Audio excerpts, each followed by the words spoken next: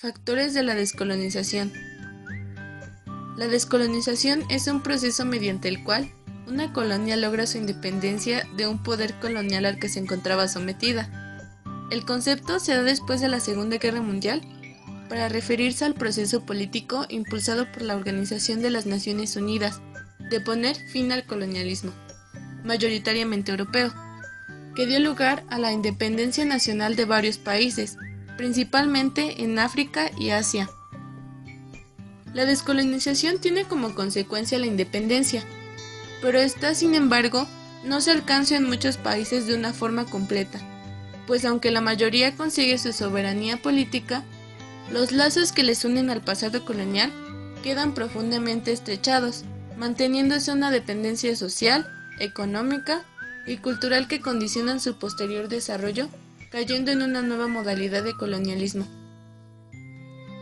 Factores internos. El crecimiento demográfico.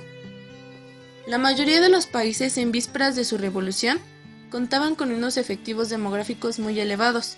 El crecimiento es más pronunciado en Asia, a partir de 1920. Una población calculada en 21.5 millones de habitantes en 1960.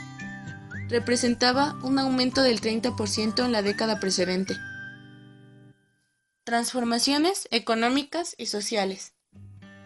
Para obligar a trabajar a las poblaciones dependientes en los productos o en los sectores que interesaban a Europa y para procurarse mano de obra en las condiciones más ventajosas, se utilizaron todo tipo de coacciones y trucos, desde impuestos a pagar en jornadas de trabajo hasta trabajos forzados e incluso, a pesar de estar prohibido, la compra de esclavos, por lo que se desequilibró a favor de los colonizadores. Cambios culturales e ideológicos. Las nuevas formas de vida eran el testimonio del abandono tanto de sus agrupaciones tradicionales en clanes de familias o religiosos, como de sus instituciones y costumbres. Movimientos de afirmación antioccidental. A grandes rasgos y con diferentes nomenclaturas, según los autores, podrían distinguirse hasta 3 grandes movimientos de afirmación antioccidental: asiatismo, islamismo y africanismo o negritud. Factores externos. La crítica anticolonial. La oposición al régimen colonial hace casi desde los comienzos de la colonización europea, incrementándose luego a medida que el mundo occidental tuvo un mayor acceso a las libertades. Desde dentro del socialismo se condena el principio de implantación de un pueblo sobre otro. La actitud de los intelectuales y religiosos. Durante el periodo de entreguerras surge el apoyo de los intelectuales y políticos como los que en 1927 integraron la Liga contra el Imperialismo. Mucha incidencia tendría posteriormente la actitud de ciertos presidentes norteamericanos, como Wilson o Roosevelt, que se convirtieron en defensores de la causa de la libertad y de la emancipación de los pueblos. La condena del socialismo. Durante las 2 guerras se transmitió a las colonias una imagen muy alejada de la próspera Europa, que se quería ver transmitido, los enfrentamientos y las discrepancias entre los colonizadores. Con el tiempo, la ONU fue haciéndose más y más portavoz de la causa descolonizadora. En la Declaración sobre la Independencia de los Países y Pueblos Colonizados en 1960, la ONU cambia de rumbo enfrentándose al colonialismo, al que tacha de mal absoluto. Nuevo factor descolonizador fue un movimiento que se llamó la Conferencia Afroasiática de Bandung en 1955, cuyos objetivos fueron favorecer las relaciones amistosas entre naciones africanas y asiáticas, examinar los problemas económicos y sociales de los países asistentes y analizar lo relativo a la soberanía nacional y racismo y colonialismo, y valorar la posición de África y Asia en el contexto. Etapas de la descolonización. El avance de la oposición a la presencia europea en los países musulmanes creció, pero la desunión en el seno islámico propició la creación de nuevas formas de dominación en la zona. Incluso países ya independientes como Irán, Afganistán, Turquía, entre otros, fueron víctimas de la intromisión francesa o británica en sus asuntos internos. Tras la Segunda Guerra Mundial, se abre el proceso descolonizador en toda su magnitud. En Asia debe tenerse en cuenta la acción de los grupos y partidos nacionalistas, generalmente conservadores, y en la que suele darse 2 tendencias: una de organización casi secreta y otra que se constituye en comité de notables, caso del Partido del Congreso de la India. El movimiento nacionalista se debe entender como el conjunto de manifestaciones políticas, sociales y culturales que expresan las aspiraciones de un pueblo en su liberación. Los partidos políticos que dirigen estas actuaciones buscan no solo la independencia, sino también una transformación social. Esta mezcla de intereses se dio mucho en el caso de Asia. Japón había ejercido sobre su entorno el principal papel imperialista y así un efecto deslumbrante. Su desarrollo económico la había convertido en la principal potencia asiática. India vio cómo el nacionalismo cobraba vida durante la Primera Guerra Mundial, acto que coincide con la labor de Gandhi. Durante el periodo de entreguerras, la actividad fue creciendo, apoyada por dos corrientes, el Partido del Congreso y la Liga Musulmana. Las diferencias entre ambas acabaron dando pie a la aparición de dos países diferenciados en lo religioso. En África, la presencia europea se prolonga hasta pasada la Segunda Guerra Mundial.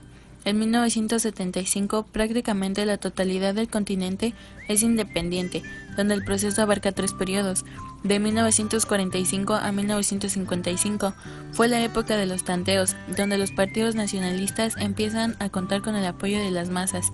De 1955 a 1962 fue la época de la independencia de la gran cantidad de países, donde comenzó en el norte. De 1962 a 1980 se consolida el proceso y en 1975 es el año de conclusión de la Aquí, el anticolonialismo, además de mostrarse antirracista y nacionalista, se ha orientado frecuentemente hacia el socialismo, que se define en esta variante africana como humanista, no dogmático y basado en el carácter religioso del africano. El África francesa, basada en el concepto de asimilación, había creado la Unión Francesa. En el seno de esta institución fueron creciendo los partidos nacionalistas. En 1960 se independiza la totalidad de las colonias francesas. El África belga comienza a plantearse el proceso en plena efervescencia de 1950, tras los problemas ocurridos. Bélgica reconoce rápidamente su independencia en 1960. Las colonias españolas y portuguesas, tras su entrada en la ONU, España cambia su política y la provincialización de las colonias africanas para que poco después se otorgaran las autonomías que desembocan en la independencia. Portugal fue el país europeo más tardío en otorgar independencia a sus colonias por la Revolución de los Claveles en el año de 1974, que fue propiciada por el descontento sobre la política colonial, pero esto aceleró pacíficamente el proceso. La Conferencia de Bandung fue una reunión de estados asiáticos y africanos, la mayoría de los cuales acababan de adquirir su independencia. Se celebró entre el 18 y el 24 de abril de 1955, en Bandung, Indonesia, con el objetivo de favorecer la cooperación económica y cultural afroasiática, en oposición al colonialismo y el neocolonialismo de las antiguas metrópolis y de Estados Unidos, así como su inclusión dentro del área de influencia exclusiva de la Unión Soviética. La conferencia se organizó en 3 comisiones de trabajo, una política, una económica y una cultural. El principal objetivo de la conferencia era la alianza de estados independientes y la instauración de una corriente neutralista y de no alineamiento con la política internacional de 2 grandes potencias. El movimiento de los países no alineados, integrado por países como la Cuba revolucionaria o la Yugoslavia socialista, pretendían mantener una posición de independencia respecto a la URSS. En dicha conferencia se acordaron una serie de principios que debían guiar las relaciones internacionales. Estos fueron: 1. Respeto por los derechos fundamentales del hombre y para los fines y principios de la Carta de las Naciones Unidas. 2. Respeto para la soberanía y la integridad territorial de todas las naciones. 3. Reconocimiento de la igualdad de todas las razas y de todas las naciones, grandes y pequeñas. 4. Abstención de intervenciones o interferencia de los asuntos internos de otros países. 5. Respeto al derecho de toda nación a defenderse por sí sola o en colaboración en otros estados, en conformidad con la Carta de las Naciones Unidas. 6. Abstención de participar en acuerdos de defensa en colectiva con vistas a favorecer los intereses particulares de las grandes potencias. 7. Abstención por parte de todo país a ejercitar presión sobre otros países. 8. Abstención de actos o amenazas de agresión y del uso de la fuerza en los cotejos de la integridad territorial o de independencia política de cualquier país. 9. Composición de todas las vertientes internacionales con medios pacíficos como tratados, conciliaciones, arbitraje o composición judicial, así como también con otros medios pacíficos, según la libre selección de las partes en conformidad con la Carta de las Naciones Unidas. 10. Promoción de interés y de la cooperación recíproca. 11. Respeto por la justicia y las obligaciones internacionales. 12.